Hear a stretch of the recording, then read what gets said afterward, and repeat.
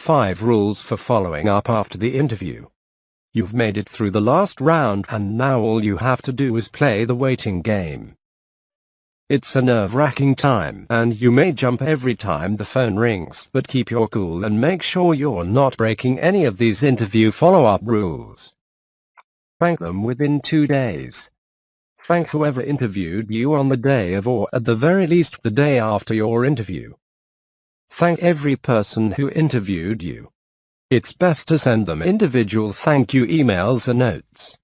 Only send a thank you note if you can drop it off in person, because if you snail mail it, it might arrive late. Follow up within 2 weeks. Follow up after your thank you note anywhere from a week after the interview to no later than 2 weeks. Don't bombard them with emails, and if you haven't heard from them after the thank you note and the first follow-up, wait another week to 2 weeks before doing one final follow-up. If you don't hear back from them, it's probably time to move on. Choose the right person. Don't follow up with everyone you met up with. Pick a person who's in charge of following up with you. At the end of the interview, you can ask what the next steps are to clarify who should be reaching out to you.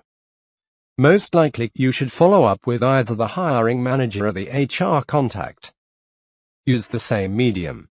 If your interviewer seems to prefer a certain medium, like the phone or email, try to stick to that when reaching out to them. If she reaches out to you via email, respond with an email. If she calls you and leaves a voicemail, get back to her by phone. Be careful with language. Choose your words wisely and be wary of sounding impatient or even putting pressure on the person you're speaking to. Hiring managers need time to make a decision and they may still be interviewing other people, so be patient.